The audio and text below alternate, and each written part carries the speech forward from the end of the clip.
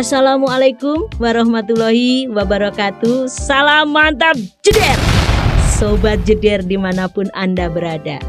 Kita akan memasuki video yang pertama, video terkait pohon kinerja, piramida kinerja yang di dalamnya sudah pasti harus ada menganut prinsip logic model. Seperti apa dan bagaimana logic model?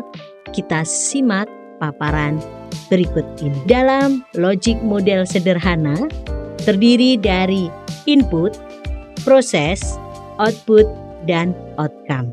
Kalau kita bicara tahapan outcome berdasarkan logic model, ada input, proses, output.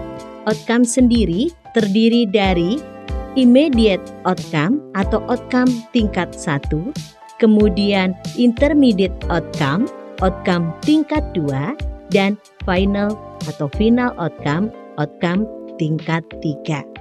Selanjutnya bagaimana untuk kita menerjemahkan ke pohon kinerja? Perlu kita pahami dahulu filosofi apa itu outcome. Sebuah outcome merupakan hasil dari berfungsinya berbagai output. Kita dapat menyusun pohon kinerja sebagaimana berikut. Mulai dari ultimate outcome sampai diturunkan ke intermediate outcome sampai dengan output dan prosesnya.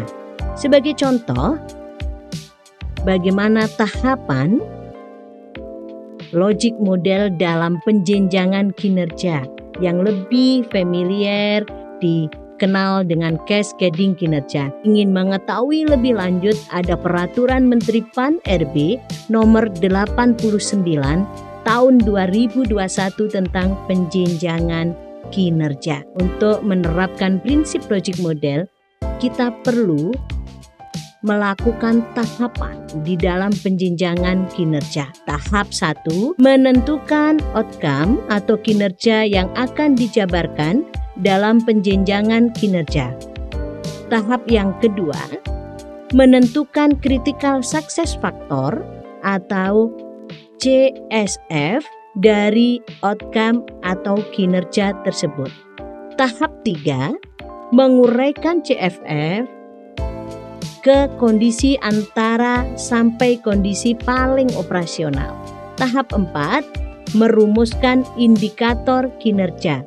Tahap 5, menerjemahkan pohon kinerja ke komponen perencanaan.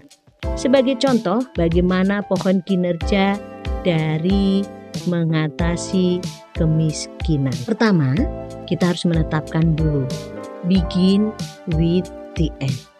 Bermula dari akhir.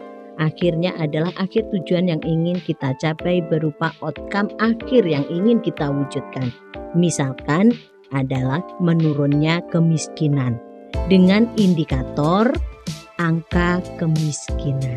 Dapat diturunkan selanjutnya ke dalam menurunnya pengangguran, meningkatnya daya beli, meningkatnya pemerataan pendidikan, dan bisa menentukan critical success factor lainnya.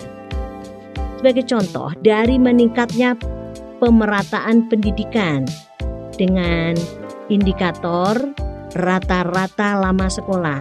Ini bisa diturunkan ke dalam menurunnya pendidikan putus sekolah, angka putus sekolah ya indikatornya, kemudian meningkatnya daya tampung sekolah dengan indikator rasio daya tampung sekolah.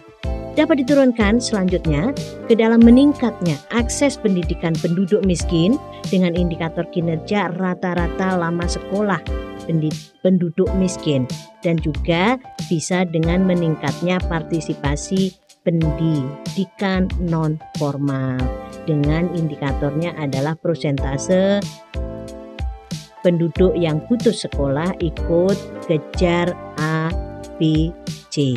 Kemudian ini masih bisa diturunkan lagi ke dalam tersalurkannya beasiswa untuk peserta didik kurang mampu dengan indikator jumlah penduduk miskin penerima beasiswa dan tersalurkannya dana BOP ke lembaga pendidikan non formal dengan indikator jumlah lembaga pendidikan non formal penerima BOP.